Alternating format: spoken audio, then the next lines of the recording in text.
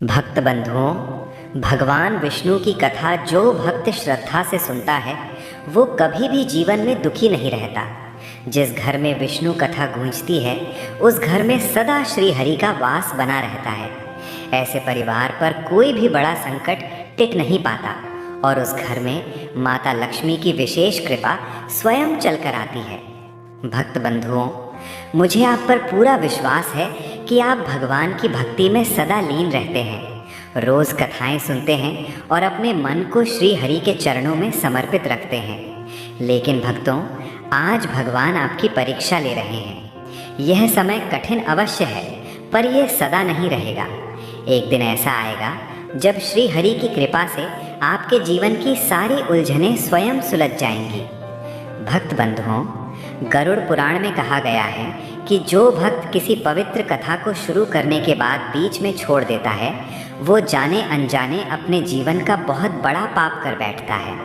इसीलिए भक्त बंधुओं, मुझे पूरा भरोसा है कि आप आज अपनी व्यस्त दिनचर्या से कुछ समय निकालकर इस विष्णु कथा को पूरे मन और श्रद्धा के साथ अंत तक अवश्य सुनेंगे, क्योंकि कथा सुनना केवल पुण्य कमाने का साधन नहीं है, बल्कि यही वो मार्ग है जिससे भक्त भगवान की सच्ची कृपा का अनुभव करता है। तो भक्त बंधुओं, आज की इस पावन कथा को शुरू करने से पहले कृपया कमेंट्स में जय श्री हरि अवश्य लिखिए, ताकि श्री हरि के नाम का आशीर्वाद आपको तुरंत प्राप्त हो। चलिए भक्त बंधुओं, अब मन को शांत कीजिए, हृदय में भक्ति जगाइए और शुरू करते हैं भगवान विष्णु की ये अत्यंत पावन और कल्याणकारी कथा। बहुत समय पहले की बात है, जम्बू द्वीप के एक अत्यंत विशाल और वैभवशाली राज्य में राजा धर्मराज का शासन था। उनके राज्य की सीमाएं जहाँ तक जाती थीं, वहाँ तक केवल सुख, शांति और समृद्धि का ही साम्राज्य था। राजा धर्मराज अपने नाम के अनुरूप ही धर्म के साक्षात स्वरूप थे। उनके मुख पर सदैव एक दैवीय आभा रहती थी और उनकी आंखों में अपनी प्रजा के लिए अपार करुणा बसी थी। वे केवल एक शासक नहीं, बल्कि एक परम विष्णु भक्त थे, जिनका दिन सूर्योदय से पूर्व ही भगवान नारायण की आराधना से आरंभ होता था। राजमहल के भीतर एक अत्यंत भव्य मंदिर निर्मित था, जहाँ चंदन की सुगंध और शंख की ध्वनि सदैव गूंजती रहती थी। राजा धर्मराज प्रतिदिन वहाँ घंटों तक ध्यान मग्न रहते थे। वे शास्त्र पुराणों के ज्ञाता थे और विद्वान ब्राह्मणों के मुख से भगवान की कथाएं सुनना उनका प्रिय कार्य था। राज्य का कोई भी निर्णय लेने से पूर्व वे मंदिर में जाकर भगवान की आज्ञा मांगते थे। उनका मानना था कि यह सिंहासन, यह मुकुट और यह राज्य उनका नहीं, बल्कि भगवान विष्णु का है, और वे तो केवल एक निमित्त मात्र हैं जो उनकी आज्ञा का पालन कर रहे हैं। राजा के शासन में प्रजा इतनी सुखी थी कि किसी के घर में कभी दरिद्रता नहीं देखी गई। धर्मराज ने राज्य के कोने कोने में भगवान विष्णु के सुंदर मंदिरों का निर्माण करवाया था। उन मंदिरों में 24 घंटे अन्न क्षेत्र चलते थे, जहाँ कोई भी भूखा नहीं सोता था। विद्वान ब्राह्मणों को राज्य में सर्वोच्च सम्मान प्राप्त था और दीन दुखियों के लिए राजा के द्वार सदैव खुले रहते थे। धर्मराज की कीर्ति केवल उनके राज्य तक ही सीमित नहीं थी, बल्कि 7 समुद्र पार के राजा भी उनके धर्म की मिसाल देते थे। ऋषि मुनि कहते थे कि कलयुग के इस अंधकारमय समय में धर्मराज जैसा राजा मिलना किसी चमत्कार से कम नहीं है। प्रजा उन्हें पिता तुल्य मानती थी और उनकी एक झलक पाने के लिए घंटों प्रतीक्षा करती थी। परंतु नियति की गति अत्यंत सूक्ष्म होती है। सफलता और सम्मान जब अपनी सीमाएं लांघने लगते हैं तो वे मनुष्य के विवेक के लिए सबसे बड़ी चुनौती बन जाते हैं। राजा धर्मराज की अत्यधिक प्रशंसा ही धीरे धीरे उनके पतन का अदृश्य कारण बनने लगी। राज्य के कोने कोने में जब केवल राजा की जय जयकार होने लगी तो प्रजा के मन में यह भाव घर कर गया कि उनका कल्याण करने वाले भगवान विष्णु नहीं, बल्कि साक्षात राजा धर्मराज ही हैं। लोग मंदिरों में जाते तो थे, लेकिन भगवान की प्रतिमा के सम्मुख सिर झुकाने से पहले राजा के जयकारे लगाते थे। एक दिन राज्य के प्रमुख चौक पर कुछ शिल्पकारों ने राजा धर्मराज की एक विशाल पाषाण मूर्ति स्थापित कर दी। प्रजा वहां जाकर धूप दीप जलाने लगी और पुष्प अर्पित करने लगी। जब राजा को इस विषय में ज्ञात हुआ तो आरंभ में उन्होंने इसे प्रजा का प्रेम समझकर अनदेखा कर दिया। उन्होंने सोचा कि यदि प्रजा उन्हें इतना मानती है तो इसमें बुरा क्या है। परंतु यही वो क्षण था जब उनके हृदय के किसी कोने में अहंकार का एक सूक्ष्म बीज पड़ गया। प्रशंसा एक ऐसा मीठा विष है जो धीरे धीरे बुद्धि को हर लेता है। धीरे धीरे राजा के कानों में चाटुकारों की बातें और अधिक सुनाई देने लगी।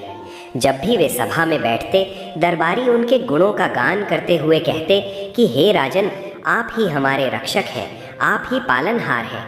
यदि आप ना होते तो ये सृष्टि कैसे चलती। शुरुआत में धर्मराज ने इन बातों को हंसी में उड़ाया, लेकिन बार बार एक ही बात सुनने से उनका मन भ्रमित होने लगा। वे सोचने लगे कि वास्तव में मैंने ही तो इस राज्य को इतना समृद्ध बनाया है। शत्रु राजा मेरी शक्ति से थर थर कांपते हैं। मेरे ही कारण प्रजा के घरों में चूल्हे जलते हैं। यदि मैं आज कर बढ़ा दूं या अन्न का वितरण रोक दूं तो ये सब भूखे मर जाएंगे। अब राजा जब मंदिर जाते तो उनके मन में समर्पण का भाव कम और अधिकार का भाव अधिक होता था। कथा सुनते समय भी वे यही सोचते कि भगवान तो सूक्ष्म है, वे जो कुछ भी करते हैं वो मेरे माध्यम से ही तो करते हैं, अतः वास्तव में पूजनीय तो मैं ही हूँ। उनका ध्यान अब भगवान की भक्ति से हटकर स्वयं की महिमा में लगने लगा। उन्हें लगने लगा कि विष्णु और उनमें अब कोई अंतर नहीं रह गया है। वे स्वयं को ईश्वर का अवतार मानने की भूल करने लगे थे। राजा धर्मराज का ये मानसिक परिवर्तन केवल उन तक सीमित नहीं रहा, इसका प्रभाव उनके व्यवहार पर भी दिखने लगा। जो राजा पहले ब्राह्मणों के पैर छूकर आशीर्वाद लेता था, अब वो केवल उनके अभिवादन की प्रतीक्षा करता था। जो राजा प्रजा के दुख सुनकर स्वयं रो पड़ता था, अब वो उन दुखों को अपने दान का अहंकार सिद्ध करने का माध्यम समझने लगा। वैभव की चमक ने उनकी अंतर्दृष्टि को धुंधला कर दिया था। वे भूल गए थे कि ये संसार एक रंगमंच है और वे केवल एक पात्र हैं, सूत्रधार तो कोई और ही है। भगवान विष्णु जो अपने प्रिय भक्त के हृदय की धड़कन तक सुनते हैं, वे धर्मराज के इस बदलते स्वभाव को देख रहे थे। वे जानते थे कि धर्मराज एक उत्तम आत्मा है, परंतु अहंकार का ये पर्दा उसे अंधकार की ओर ले जा रहा था। भगवान अपने प्रिय भक्त को नष्ट नहीं होने देना चाहते थे। वे जानते थे कि जब भक्त का अभिमान उसे डुबोने लगता है, तब करुणा सागर उसे बचाने के लिए कठोर परीक्षा का मार्ग चुनते हैं। धर्मराज के लिए भी अब वो समय आ चुका था जब उन्हें ये ज्ञात होना था कि मनुष्य चाहे कितना भी शक्तिशाली क्यों न हो जाए, वो नियति के हाथों की एक कठपुतली मात्र है। राजमहल के वैभव और प्रजा की अंध भक्ति के बीच फंसे राजा को ये आभास भी नहीं था कि उनके सिंहासन की नींव डगमगाने लगी है। अहंकार की ये सूक्ष्म धूल उनके विवेक के दर्पण पर इतनी गहरी जम गई थी कि उन्हें अब सत्य दिखाई देना बंद हो गया था। वे अपने भव्य कक्ष में बैठकर दर्पण में स्वयं को निहारते और अपनी शक्ति पर गर्व करते। उन्हें लगता था कि उनका ये राज्य, ये वैभव और ये सम्मान सदा अचल रहेगा, परंतु काल चक्र सदा घूमता रहता है और अब धर्मराज के जीवन में वो संध्या आने वाली थी जो उनके अहंकार के सूर्य को अस्त करने वाली थी। धर्मराज की ये कथा केवल एक राजा की कहानी नहीं है, बल्कि ये हर उस मनुष्य की कहानी है जो सफलता की ऊंचाइयों पर पहुंचकर अपनी जड़ों को और उस परम शक्ति को भूल जाता है जिसने उसे वहां पहुंचाया है। भक्ति और अहंकार का ये द्वंद्व अब एक निर्णायक मोड़ पर खड़ा था, जहां भगवान स्वयं अपने भक्त का घमंड चूर करने के लिए एक लीला रचने वाले थे। धर्मराज के मन में अब ये विचार दृढ़ हो चुका था कि वे ही इस राज्य के विधाता हैं। वे अपनी प्रजा के सामने जब भी निकलते तो उनकी चाल में एक अलग ही अकड़ होती थी। वे भूल गए थे कि जिस मिट्टी से वे बने हैं, एक दिन उसी मिट्टी में उन्हें मिल जाना है। इस प्रकार विष्णु भक्त धर्मराज अब धीरे धीरे अहंकारी धर्मराज के रूप में परिवर्तित हो रहे थे और यही उनके जीवन के सबसे बड़े संघर्ष की प्रस्तावना थी। धर्मराज के राज्य में सुख समृद्धि की कोई सीमा नहीं थी। चारों ओर हरियाली थी, अन्न के भंडार भरे थे और शत्रु राज्य उसके नाम से ही कांपते थे। प्रजा का राजा के प्रति प्रेम अब एक पागलपन की हद तक पहुंचने लगा था। लोग चर्चा करते, हमारे राजा के हाथ में तो साक्षात लक्ष्मी का वास है, वे जिसे छू ले वो सोना हो जाता है। एक सुबह राज्य के मुख्य द्वार पर प्रजा ने राजा के स्वागत के लिए एक भव्य उत्सव रखा। जब धर्मराज अपने स्वर्ण रथ पर सवार होकर निकले तो पुष्प वर्षा इतनी हुई कि सड़कें फूलों से ढक गई। अचानक भीड़ में से एक बुजुर्ग चिल्लाया, विष्णु भगवान की जय नहीं, हमारे साक्षात विष्णु राजा धर्मराज की जय। देखते ही देखते ये नारा पूरे राज्य में गूंज उठा। राजा धर्मराज ने शुरुआत में अपने हाथ जोड़कर सबको रोकने की कोशिश की। धर्मराज, भाइयों बहनों, मैं तो केवल प्रभु का एक तुच्छ सेवक हूँ। ये सब नारायण की कृपा है। मुझे भगवान न कहे, लेकिन प्रजा कहाँ सुनने वाली थी। एक दरबारी आगे आया और झुक कर बोला, महाराज, प्रजा गलत नहीं है। विष्णु तो अदृश्य है, उन्हें किसी ने देखा नहीं। पर आप तो सामने खड़े हैं। आप हमें भोजन देते हैं, आप हमारी रक्षा करते हैं। अगर आप नहीं होते तो क्या ये राज्य बचता? आप ही हमारे असली पालनहार हैं। राजा के मन में इस तर्क ने एक गहरी जगह बना ली। उसे लगा कि शायद दरबारी सच कह रहा है।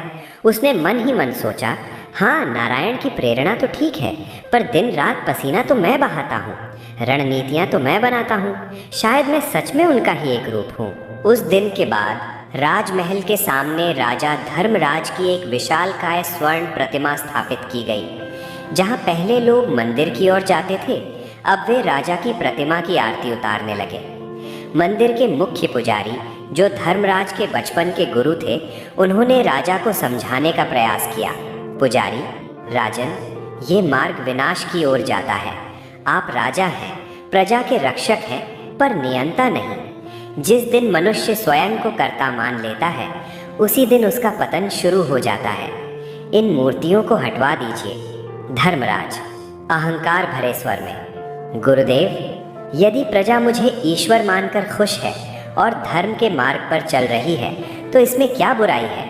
और क्या बुरा है अगर मैं खुद को भगवान का प्रतिनिधि मान लूं? आखिर प्रजा का पेट मैं ही भर रहा हूं, मंदिर के देवता नहीं।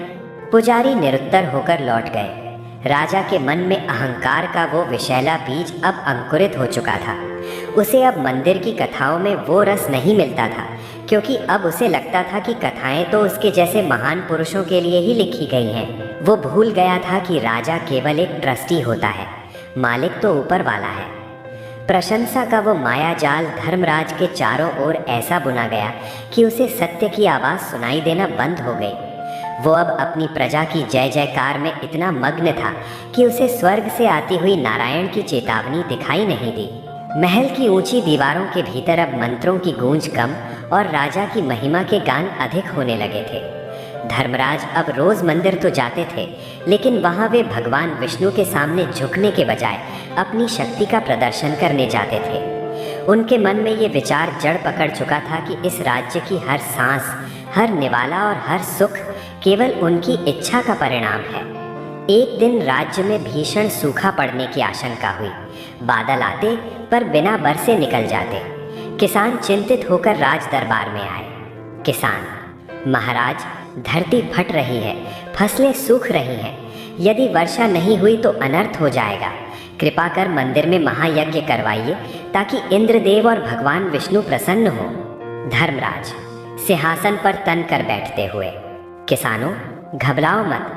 तुम्हें किसी अदृश्य देवता के सामने हाथ फैलाने की आवश्यकता नहीं है।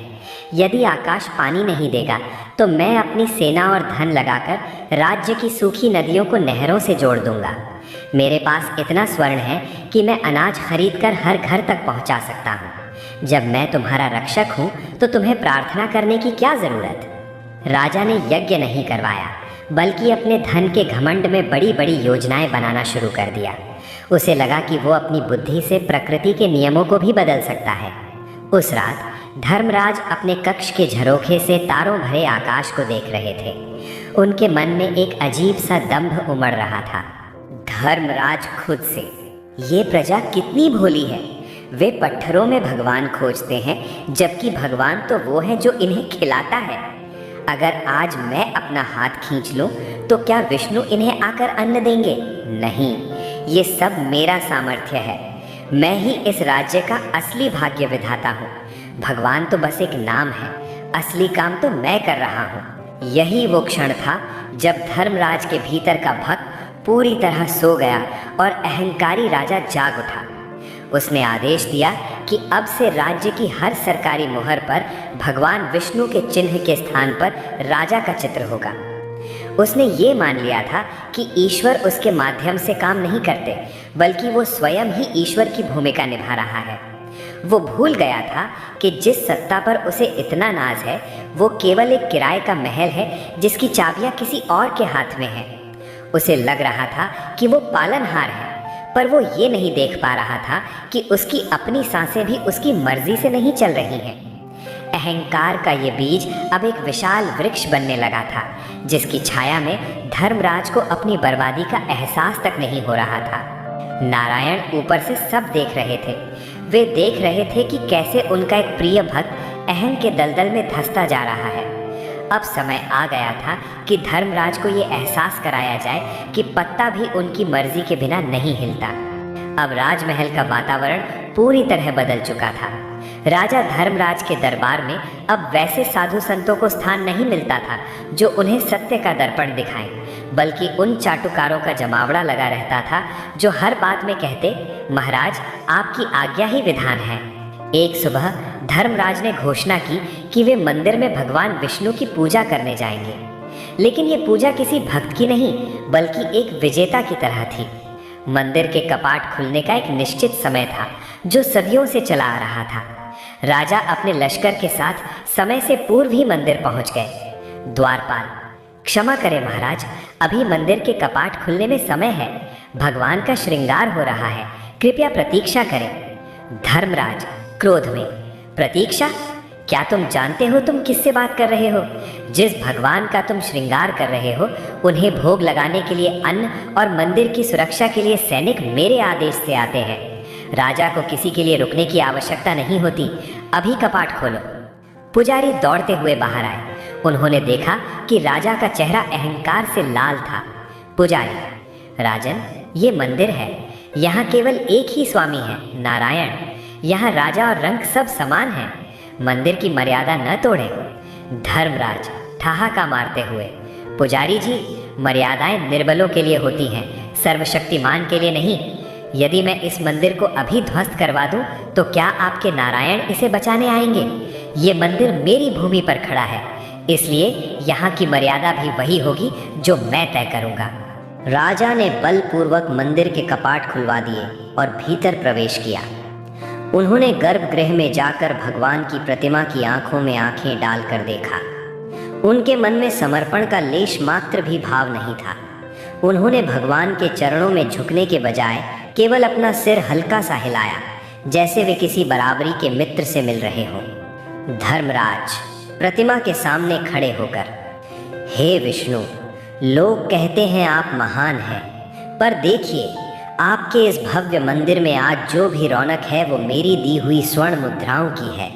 यदि आज मैं घोषणा कर दूं कि राज्य का कोई व्यक्ति यहाँ दान नहीं देगा तो आपका ये दरबार सूना पड़ जाएगा, तो फिर बड़ा कौन हुआ, दान लेने वाला या दान देने वाला? मंदिर में सन्नाटा छा गया। पुजारी और भक्त भयभीत थे। राजा ने अपनी कमर से बंधी तलवार को हिलाया और बिना परिक्रमा किए पीठ दिखाकर मंदिर से बाहर निकल गए। ये न केवल मंदिर की मर्यादा का उल्लंघन था, बल्कि साक्षात ईश्वर को चुनौती थी। राजा का दंभ अब अपनी पराकाष्ठा पर था। उसे लगने लगा था कि वो काल और नियति से भी ऊपर उठ चुका है। उसे नहीं पता था कि भगवान विष्णु की मौन करुणा अब समाप्त हो रही है और न्याय का समय निकट आ रहा है। आकाश में बादलों की गड़गड़ाहट हुई, जो शायद आने वाले संकट की पहली चेतावनी थी, पर धर्मराज ने उसे भी अपनी जय जयकार का शोर समझ लिया। राजमहल के भव्य द्वार पर स्वर्ण की चमक सूरज को मात दे रही थी। राजा धर्मराज अपने मंत्रियों के साथ राज्य की नई उपलब्धियों पर चर्चा कर रहे थे। तभी दूर से एक आकृति आती दिखाई दी। फटे पुराने वस्त्र, धूल से सने पैर, हाथ में एक पुराना लकड़ी का कमंडल और आंखों में ऐसी गहरी शांति जिसे देखकर समुद्र भी लज्जित हो जाए। वो वृद्ध साधु बिना किसी भय के सीधे दरबार के मध्य में आकर खड़ा हो गया। पहरेदारों ने उन्हें रोकना चाहा, पर साधु के तेज के सामने उनके हाथ कांप गए। धर्मराज बिना आसन से उठे, तिरस्कार से, कहो साधु, किस इच्छा से यहाँ आए हो? मेरे राज्य में वैसे तो कोई भूखा नहीं मरता, पर यदि तुम्हें कुछ स्वर्ण मुद्राएं चाहिए तो मंत्री से कहो, वो तुम्हें दे देगा, पर जल्दी कहो, मेरे पास समय कम है। साधु शांत स्वर में, राजन, मैं यहाँ धन लेने नहीं आया हूँ। मैंने सुना है कि इस राज्य का राजा स्वयं भगवान है। मैं बरसों से उस विष्णु की खोज में भटक रहा हूँ जो ब्रह्मांड का पालन करता है। क्या आज मुझे उस पालनहार के दर्शन हो सकते हैं? पूरे दरबार में सन्नाटा छा गया। मंत्रियों ने एक दूसरे की ओर देखा। तभी एक चाटुकार मंत्री चिल्लाया, मूर्ख साधु, तेरी आंखें क्या अंधी हैं? तेरे सामने साक्षात हमारे प्रभु राजा धर्मराज बैठे हैं। धर्मराज के चेहरे पर एक गर्व भरी मुस्कान आ गई। उन्होंने अपनी छाती चौड़ी की और बोले, साधु, तूने सही सुना है। इस राज्य की हर सांस मेरी आज्ञा से चलती है। मैं ही वो विष्णु हूँ जो यहाँ की प्रजा का पेट भरता है और उनकी रक्षा करता हूँ। बता, क्या अब तुझे विश्वास हुआ? साधु की आंखों में एक अजीब सी चमक आई। उनकी वाणी अब भारी और गंभीर हो गई। धर्मराज, जिस दिन मनुष्य स्वयं को भगवान मान लेता है, उसी दिन उसके पतन की उल्टी गिनती शुरू हो जाती है। तू जिसे अपना वैभव कहता है, वो केवल एक क्षण भंगुर सपना है। क्या तू सच में सोचता है कि तू पालनहार है? अगर तू पालनहार है तो बता, क्या तू अपनी आने वाली अगली सांस पर नियंत्रण रख सकता है? क्या तू ढलते हुए सूरज को रोक सकता है? राजा को ये सुनकर भारी क्रोध आया। उसने अपना हाथ सिंहासन के हत्थे पर जोर से मारा। अपमानजनक! एक भिक्षुक मुझे ज्ञान दे रहा है? पहरेदारों, इस पागल साधु को बाहर निकालो और इसे राज्य की सीमा से बाहर फेंक दो। इसे दिखाओ कि इस भगवान के पास दंड देने की भी असीम शक्ति है। जब सैनिक साधु की ओर बढ़े तो साधु ने अपना कमंडल उठाया और पीछे मुड़ते हुए कहा, राजा, ये मेरा शाप नहीं, तेरी अपनी करनी का फल है। तेरा राज्य, तेरा वैभव और तेरा ये झूठा अहंकार सब तुझे छोड़ देंगे। जब तू सब कुछ खोकर मिट्टी में मिल जाएगा, तभी तुझे याद आएगा कि असली भगवान कौन है। याद रखना, नारायण गिराते नहीं, पहले झुकाते हैं, और तूने झुकना भूलकर टूटना चुना है। इतना कहकर साधु आंखों के सामने ही ओझल हो गए। पहरेदार हवा में हाथ मारते रह गए। राजा सन्न रह गया, पर उसका अहंकार इतना गहरा था कि उसने इसे केवल एक जादूगर का खेल मानकर नज़रअंदाज कर दिया। वो नहीं जानता था कि उसके विनाश का चक्र घूम चुका है। साधु के ओझल होने के बाद दरबार में कुछ पलों के लिए भारी सन्नाटा पसर गया। मंत्रियों के चेहरों पर भय की लकीरें थीं, पर धर्मराज जोर से हंस पड़ा। उसकी वो हंसी किसी वीर की नहीं, बल्कि एक अहंकारी के दंभ की गूंज थी। धर्मराज गर्जना करते हुए, देखा आप लोगों ने, वो केवल एक धूर्त मायावी था। शब्दों के माया जाल से मुझे डराना चाहता था। शाप? कैसा शाप? जिस राजा के पास अटूट राजकोष हो और अजेय सेना हो, उसका भाग्य विधाता भी कुछ नहीं बिगाड़ सकता। जाओ, उत्सव की तैयारी करो। मैं दुनिया को दिखा दूंगा कि धर्मराज की सत्ता पत्थर की लकीर है। पुजारी ने आगे बढ़कर रोकने की कोशिश की। महाराज, साधु के मुख से निकले शब्द साधारण नहीं थे। उनकी आंखों में जो तेज था, वो साक्षात ब्रह्म तेज था। अभी भी समय है, क्षमा मांग लीजिए।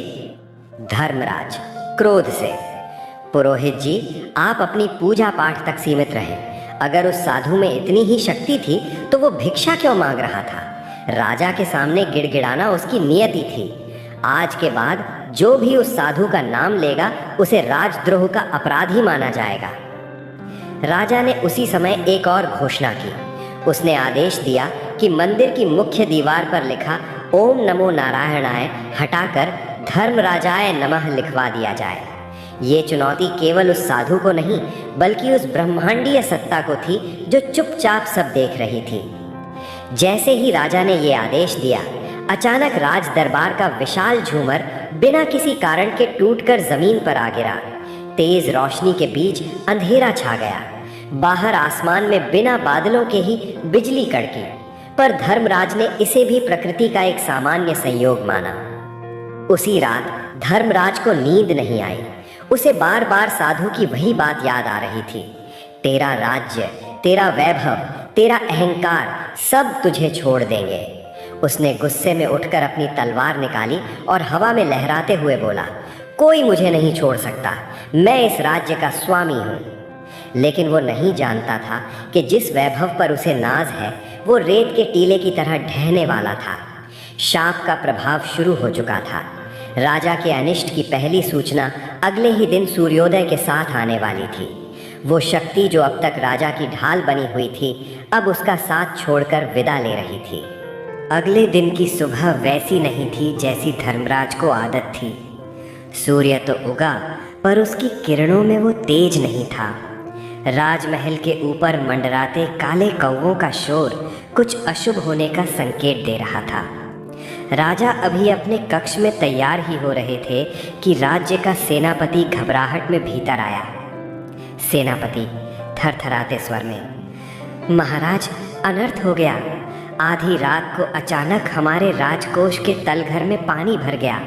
जब तक हम कुछ कर पाते, सारा अनाज सड़ चुका है और स्वर्ण मुद्राएं काली पड़ गई हैं। ऐसा लग रहा है जैसे किसी ने धन की आत्मा ही हर ली हो। धर्मराज के माथे पर पसीना आ गया, पर उसने खुद को संभाला। कोई बात नहीं सेनापति, हमारे पास अन्न के और भी भंडार हैं। प्रजा को कहो कि वे अपनी फसलों से कर जमा करें। तभी राज्य का कृषि मंत्री बदहवास होकर पहुंचा। कृषि मंत्री, महाराज, ये संभव नहीं है। रात भर में पूरे राज्य की खड़ी फसलें बिना किसी बीमारी के सूख कर राख हो गई हैं। धरती इतनी कठोर हो गई है कि हल चलाने पर टूट जा रहे हैं। नदियाँ जो कल तक उफान पर थीं, आज केवल कीचड़ बनकर रह गई हैं। प्रजा त्राहिमाम कर रही है।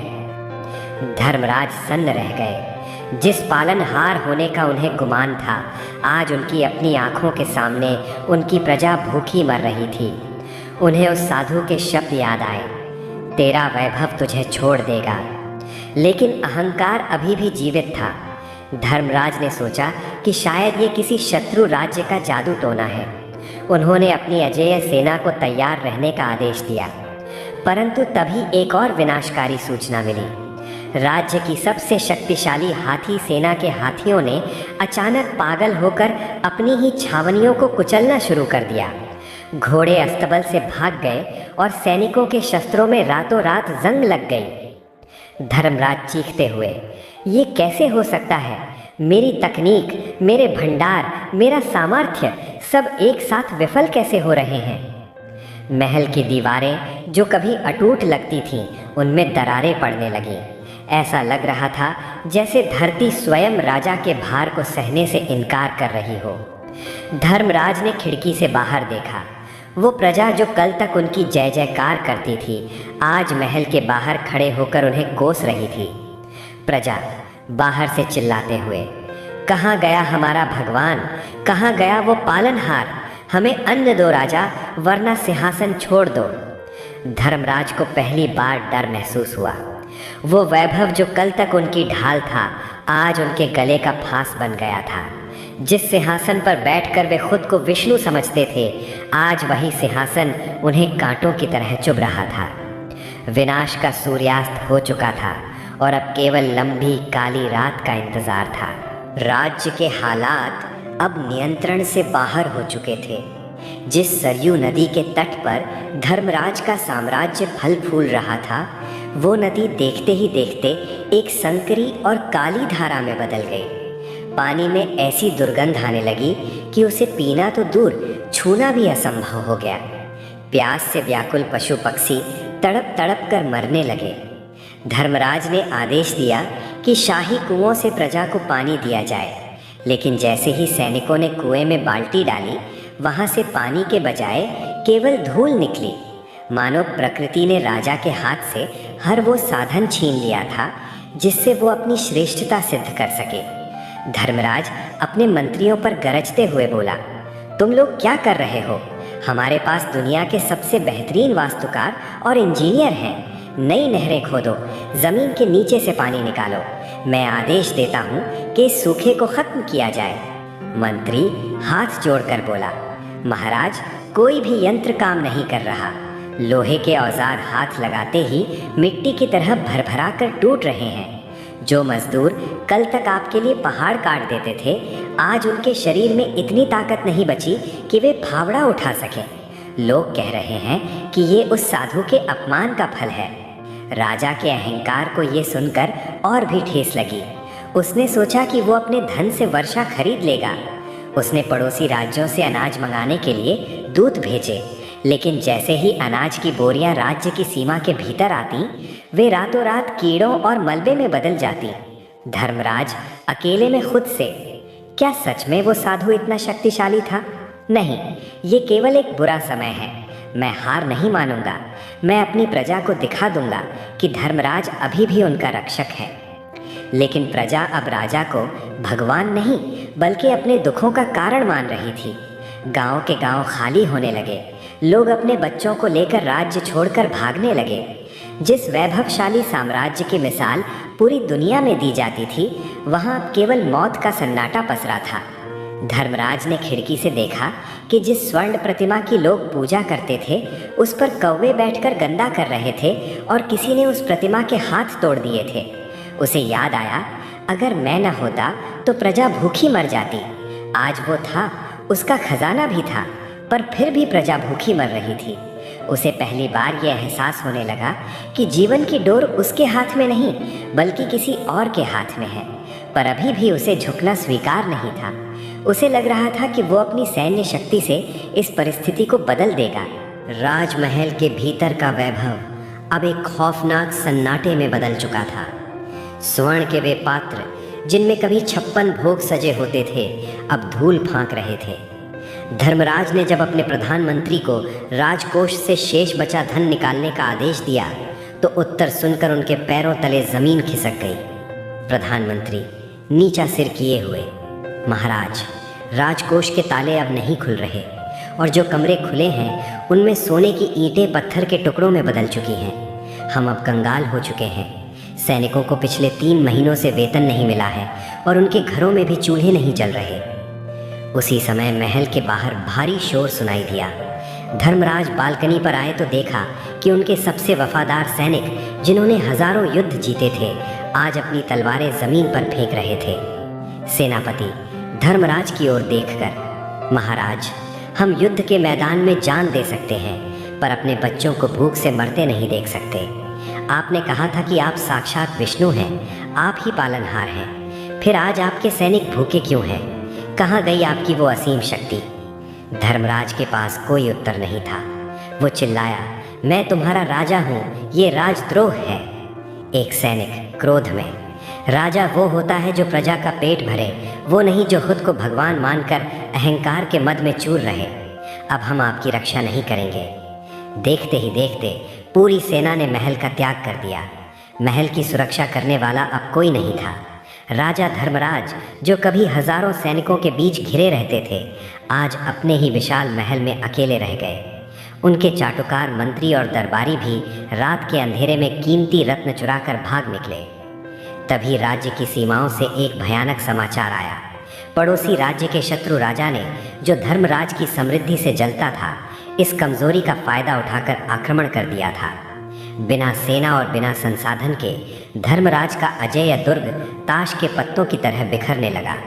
शत्रु सेना शहर में घुस चुकी थी। धर्मराज ने अपनी तलवार उठाई, पर वो इतनी भारी महसूस हुई जैसे उसमें कोई जान ही ना हो। वो सिंहासन जिस पर बैठकर वो खुद को विधाता समझते थे, अब उन्हें डसने को दौड़ रहा था।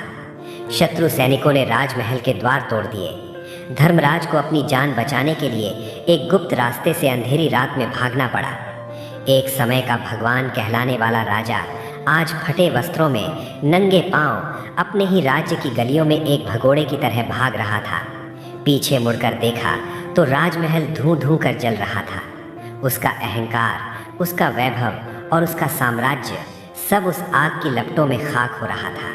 राजमहल का वो भव्य द्वार, जिसे कोई शत्रु कभी भेद नहीं पाया था, आज भीतर से ही टूट चुका था। शत्रु सेना ने राज्य की सीमाओं को लांघ लिया था। धर्मराज के पास न सेना बची थी न सामर्थ्य।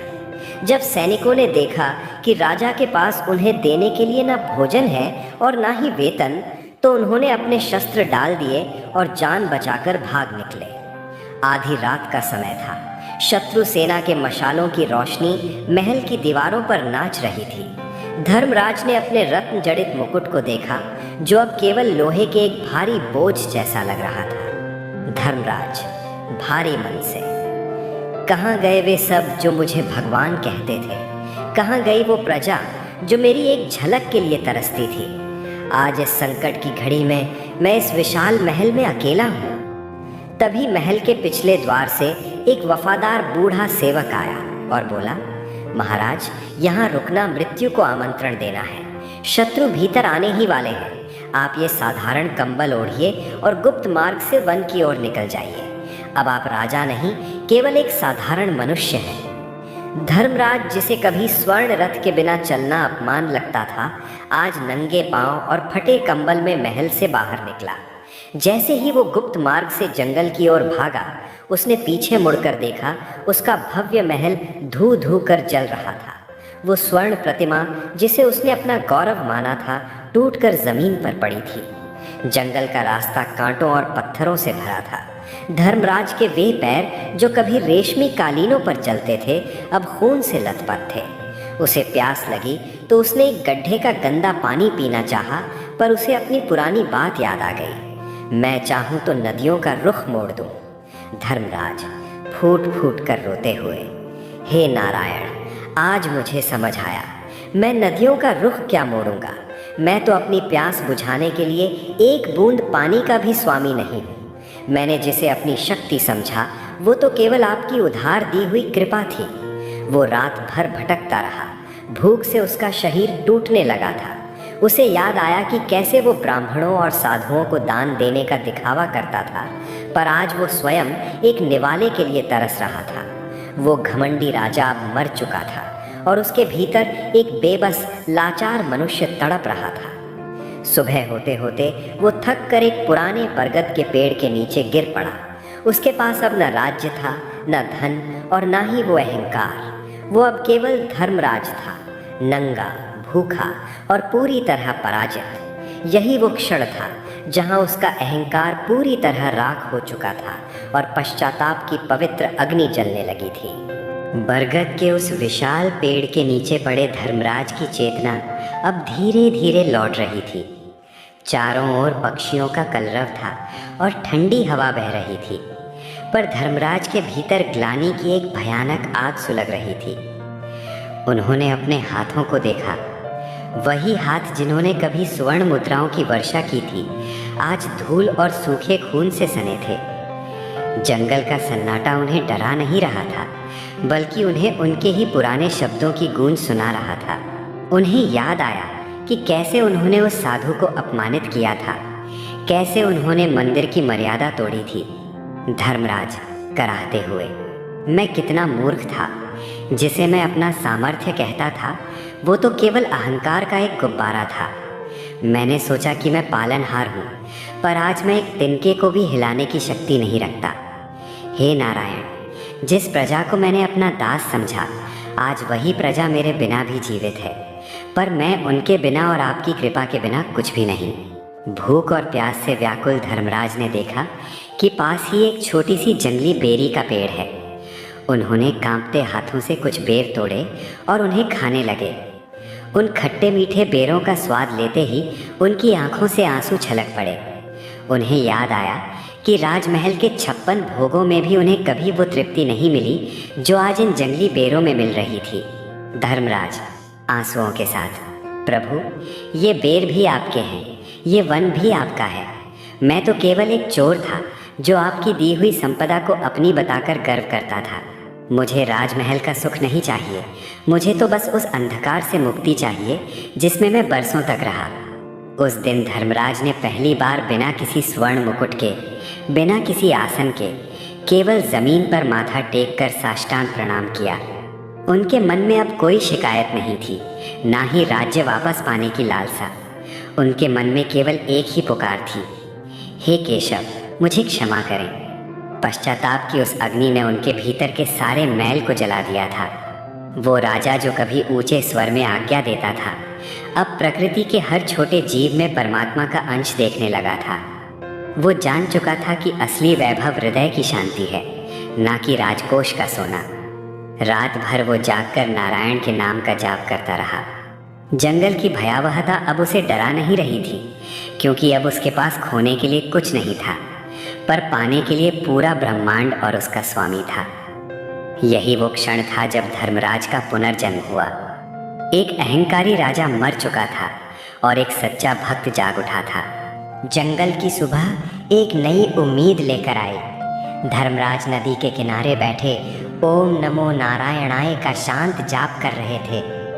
अब उनकी आवाज़ में वो राजसी आदेश नहीं बल्कि एक याचक की विनम्रता थी। तभी उन्हें अपने पीछे पच्चाप सुनाई दी।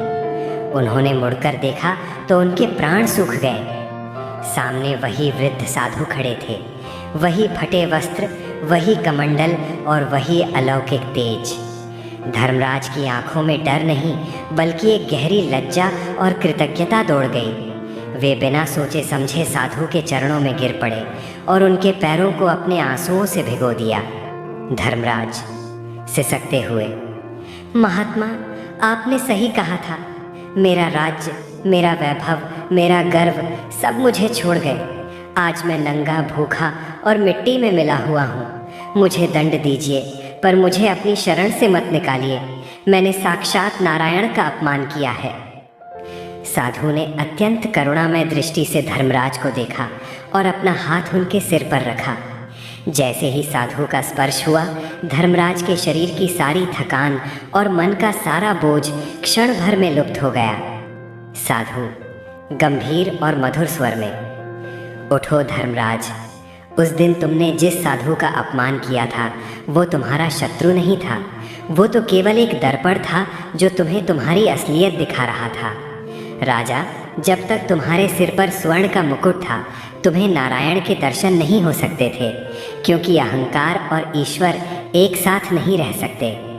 आज जब तुमने सब कुछ खो दिया है तब जाकर तुमने खुद को पाया है। धर्मराज ने हाथ जोड़कर पूछा, हे महात्मन, क्या अब भी मेरे लिए कोई मार्ग शेष है? क्या नारायण मुझे स्वीकार करेंगे? साधु, पुत्र, नारायण तो तुम्हें कभी छोड़ ही नहीं सकते। उन्होंने तो केवल तुम्हें उस भ्रम से बाहर निकाला है जिसमें तुम कैद थे। याद रखो, जो टूटकर भगवान को याद करे उसे विष्णु कभी अकेला नहीं छोड़ते। तुमने पश्चाताप की अग्नि में खुद को तपा लिया है। अब तुम उस कच्चे लोहे के समान नहीं बल्कि उस कुंदन अर्थात सोने के समान हो जिसे फिर से ढाला जा सकता है। साधु ने धर्मराज को एक फल दिया और कहा कि इसे ग्रहण करो। जैसे ही धर्मराज ने वो फल खाया, उन्हें अपने भीतर एक असीम ऊर्जा का अनुभव हुआ। साधु की आंखों में देखते ही धर्मराज को एहसास हुआ कि ये कोई साधारण साधु नहीं है। उनके भीतर साक्षात चतुर्भुज नारायण की झलक उन्हें दिखाई देने लगी। साधु ने मुस्कुराते हुए कहा, जाओ राजा, अब समय आ गया है कि तुम फिर से अपने धर्म का पालन करो, लेकिन इस बार स्वामी बनकर नहीं बल्कि प्रभु के सेवक बनकर। इतना कहते ही साधु फिर से उसी रहस्यमय ढंग से ओझल हो गए। अब धर्मराज अकेले नहीं थे, उनके पास नारायण का नाम और साधु का आशीर्वाद था। उनके भीतर एक नया संकल्प जाग चुका था, खोया हुआ वैभव नहीं बल्कि खोया हुआ धर्म वापस पाने का। साधु के अंतर्धान के बाद धर्मराज के भीतर एक अपार शांति का संचार हुआ। उन्होंने सबसे पहले पास की नदी में स्नान किया और सूर्य को अर्घ्य देते हुए संकल्प लिया, हे प्रभु, अब ये जीवन मेरा नहीं आपका है। यदि आप मुझे फिर से सामर्थ्य देंगे तो वो केवल धर्म की स्थापना के लिए होगा। धर्मराज ने जंगल में बिखरे हुए उन लोगों को ढूंढना शुरू किया जो युद्ध और अकाल के कारण भागकर यहाँ शरण लिए हुए थे। जब लोगों ने अपने राजा को इस साधारण और विनम्र रूप में देखा तो वे चकित रह गए। राजा अब उनके पास आदेश लेकर नहीं बल्कि उनकी सहायता के लिए जा रहे थे। धर्मराज एक घायल सैनिक से, पुत्र, मुझे क्षमा कर दो। तुम्हारे इन घावों का कारण मेरा अहंकार था। आओ, मैं तुम्हारी मरहम पट्टी करता हूँ। राजा को अपने हाथों से सेवा करते देख सैनिकों की आंखों में आंसू आ गए। जो सैनिक भय और लालच के कारण भाग गए थे वे अब राजा की सत्य निष्ठा और भक्ति देखकर फिर से एकजुट होने लगे। धर्मराज ने उन्हें शस्त्र उठाने से पहले सत्य और धर्म का पाठ पढ़ाया। मित्रों, हम ये युद्ध किसी राज्य को जीतने के लिए नहीं बल्कि उस अधर्म को मिटाने के लिए लड़ेंगे जो मेरे अहंकार से पैदा हुआ था। हमारे पास संख्या कम है, भोजन सीमित है, पर हमारे साथ नारायण का नाम है। धीरे धीरे जंगल में एक छोटी लेकिन अत्यंत अनुशासित सेना तैयार होने लगी। धर्मराज स्वयं लकड़ी काटते, कंदमूल इकट्ठा करते और रात में पहरा देते। उन्होंने सिखाया कि बड़ा वो नहीं जो ऊंचे आसन पर बैठता है, बल्कि वो है जो सबसे निचले व्यक्ति के आंसू पहुंचता है। एक दिन धर्मराज को सूचना मिली कि शत्रु राजा ने राज्य की जनता पर अत्याचार करना शुरू कर दिया है और मंदिरों को नष्ट किया जा रहा है। ये सुनकर धर्मराज की आंखों में क्रोध नहीं बल्कि एक धर्म रक्षक की चमक आई। उन्होंने अपनी सेना को इकट्ठा किया। उनके पास न स्वर्ण मुकुट था न रत्न जड़ित कवच। उन्होंने मिट्टी का तिलक अपने माथे पर लगाया और हाथ में एक साधारण धनुष लेकर बोले, नारायण की इच्छा ही मेरा विधान है। चलो, अपने घर को मुक्त कराने का समय आ गया है। शून्य से शुरू हुई ये यात्रा अब एक विशाल आंदोलन का रूप ले चुकी थी। जिस राजा को कल तक प्रजा नफरत की निगाह से देखती थी, आज वही प्रजा उनके पीछे मर मिटने को तैयार थी, क्योंकि अब उनके नेतृत्व में स्वयं का अहंकार नहीं बल्कि परमात्मा का समर्पण था। शत्रु राजा की विशाल सेना धर्मराज के राज्य पर पूरी तरह हावी थी। लेकिन जैसे ही ये खबर फैली कि राजा धर्मराज एक संत और सेवक के रूप में वापस आ रहे हैं, जनता के भीतर सोई हुई आशा जाग उठी। धर्मराज की छोटी सी सेना, जो अब केवल नारायण के सैनिकों के नाम से जानी जाती थी, महल के द्वारों तक पहुंच गई। शत्रु सेना ने जब देखा कि सामने कोई भव्य रथ नहीं बल्कि एक साधारण पुरुष नंगे पांव हाथ में धनुष लिए खड़ा है, तो वे हंसने लगे। लेकिन जैसे ही धर्मराज ने जय श्री हरि, जय नारायण का शंखनाद किया, शत्रु सेना के हाथी और घोड़े पीछे हटने लगे। शत्रु राजा ऊंचे स्वर में, धर्मराज, तू क्या इस मुट्ठी भर भीड़ के साथ मुझसे लड़ेगा? तेरे पास न कवच है न मुकुट। धर्मराज शांति और दृढ़ता से, हे राजन, कवच और मुकुट मनुष्य को अहंकारी बनाते हैं। आज मैं स्वयं नहीं लड़ रहा, आज मेरे भीतर का वो मैं मर चुका है। आज ये युद्ध अधर्म के विरुद्ध धर्म का है। नारायण मेरे साथ हैं और यही मेरा सबसे बड़ा कवच है। युद्ध शुरू हुआ, लेकिन ये एक विचित्र युद्ध था। धर्मराज की सेना जिस ओर बढ़ती, वहाँ शत्रु के शस्त्र अपने आप गिरने लगते। धर्मराज स्वयं रणभूमि में घायलों की सेवा करते और शत्रुओं को भी आत्मसमर्पण का अवसर देते। उनकी आंखों में वो पुराना क्रोध नहीं था बल्कि एक करुणा थी। जैसे जैसे धर्मराज नारायण नारायण का जप करते हुए आगे बढ़े, शत्रु राजा के अपने ही सैनिकों ने विद्रोह कर दिया। वे बोले, हम उस राजा के विरुद्ध नहीं लड़ सकते जिसके साथ साक्षात धर्म खड़ा है। बिना किसी भारी रक्तपात के शत्रु राजा को अपनी हार स्वीकार करनी पड़ी। धर्मराज ने उसे बंदी बनाने के बजाय क्षमा कर दिया और उसे अपने राज्य लौट जाने को कहा। जैसे ही धर्मराज ने महल की सीढ़ियों पर कदम रखा, आकाश से पुष्प वर्षा होने लगी। प्रजा जो कभी उनसे डरती थी, आज सड़कों पर निकल आई और रोते हुए उनके चरणों में गिर पड़ी। लेकिन इस बार धर्मराज ने उन्हें रोका नहीं, बल्कि वे स्वयं प्रजा के सामने झुक गए। उन्होंने राजमहल में प्रवेश करने से पहले सबसे पहले उस पुराने विष्णु मंदिर की ओर रुख किया जिसे उन्होंने अपमानित किया था। उन्होंने मंदिर की चौखट को अपने आंसुओं से धोया और भगवान के चरणों में अपना सिर रख दिया।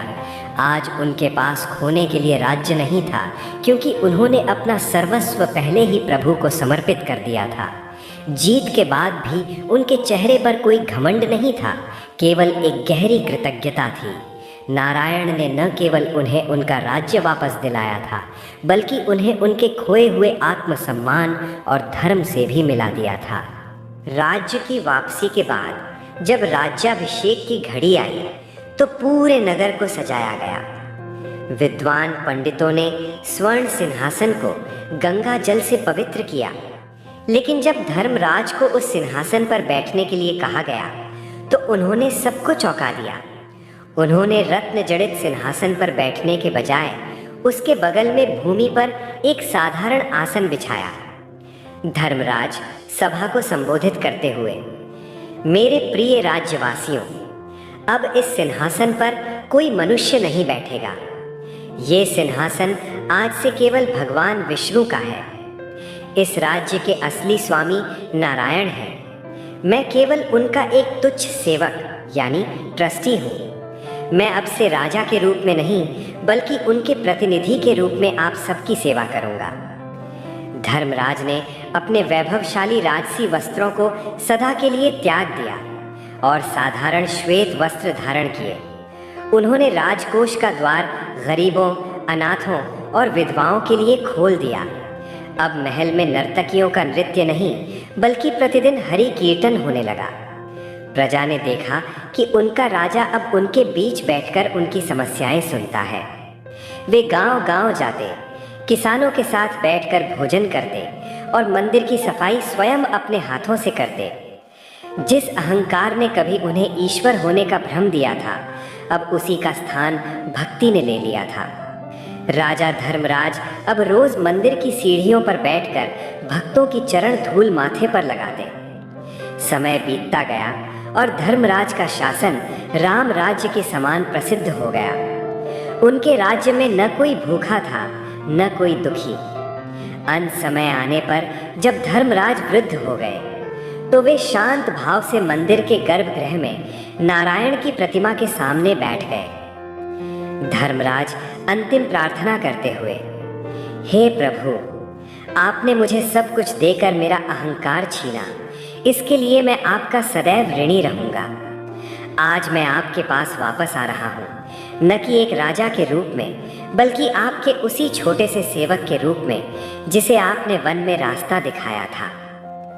कहते हैं कि उसी क्षण मंदिर में एक अलौकिक प्रकाश फैला और धर्मराज की आत्मा नारायण की ज्योति में विलीन हो गई।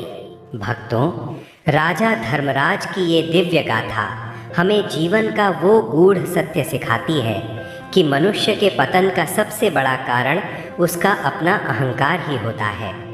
जब सफलता और सम्मान व्यक्ति के विवेक पर पर्दा डाल देते हैं तो वो स्वयं को कर्ता मानकर ईश्वर की सत्ता को चुनौती देने लगता है। लेकिन नियति का एक चक्र उसे ये बताने के लिए पर्याप्त है कि उसकी हैसियत मिट्टी के एक पुतले से अधिक कुछ नहीं। ये कथा हमें समझाती है कि भगवान अपने भक्त को कभी पूर्णतः नष्ट नहीं करते, बल्कि वे केवल उसके मैं के भाव को तोड़ते हैं ताकि उसे सत्य के दर्शन हो सकें। विपत्ति और कष्ट वास्तव में ईश्वर की मार नहीं बल्कि उनकी करुणा का एक रूप है जो हमें पश्चाताप की अग्नि में तपाकर कुंदन बनाती हैं। अंततः जीवन की सार्थकता स्वामी बनकर राज करने में नहीं बल्कि सेवक बनकर समर्पण के साथ धर्म का पालन करने में है, क्योंकि इस संसार में सब कुछ क्षण भंगुर है और केवल परमात्मा की भक्ति ही वो शाश्वत सत्य है जो लोक और परलोक दोनों में साथ चलती है। भक्त बंधुओं, अब ये पावन कथा अपने अंतिम चरण में पहुंच चुकी है। इस कथा का सबसे बड़ा संदेश यही है कि भगवान विष्णु का नाम जप और माता लक्ष्मी का स्मरण जीवन को सही दिशा देता है। जो भक्त श्रद्धा से ओम नमो नारायण का जप करता है उसके जीवन में धीरे धीरे शांति आती है और माता लक्ष्मी का आशीर्वाद उसके घर में स्थिर हो जाता है। भक्त बंधुओं, आप सच में भाग्यशाली हैं कि आप इस कथा को सुन रहे हैं, क्योंकि हर किसी को ये अवसर नहीं मिलता कि वो भगवान की कथा सुनकर अपने मन और कर्म को शुद्ध कर सके। कथा सुनना केवल समय बिताना नहीं है, ये आत्मा को जागृत करने का साधन है। भक्तों, सदैव अच्छे कर्म करते रहिए, सबका भला सोचिए, किसी का अहित न कीजिए। याद रखिए, एक दिन हम सभी को इस संसार को छोड़कर भगवान के पास ही जाना है, इसलिए ऐसा जीवन जिए कि वहाँ जाकर पश्चाताप ना हो। रोज संभव हो तो गाय को रोटी खिलाइए, नियम से भगवान की पूजा कीजिए, अपने माता पिता की सेवा पूरे मन से कीजिए और हर परिस्थिति में खुश रहना सीखिए। यही सच्ची भक्ति है, यही सच्चा धर्म है। भक्त बंधुओं, यदि ये कथा आपके हृदय को छू गई हो, यदि इससे आपको भक्ति, शांति और सही मार्ग की प्रेरणा मिली हो, तो कृपया हमारे श्री ज्ञान YouTube चैनल को अवश्य सब्सक्राइब करें, ताकि ऐसी ही पावन और ज्ञानवर्धक कथाएं हम रोज़ आप तक पहुंचा सकें। अंत में मेरी एक विनम्र प्रार्थना है, हे विष्णुदेव, जिस भी भक्त ने इस कथा को श्रद्धा, विश्वास और धैर्य के साथ अंत तक सुना है, आप उसके जीवन के सभी कष्ट हर लें, उसके घर में सुख, शांति और समृद्धि बनाए रखें, उस पर और उसके परिवार पर अपना कृपामय आशीर्वाद सदा बनाए रखें। जय श्री विष्णु, जय माँ लक्ष्मी।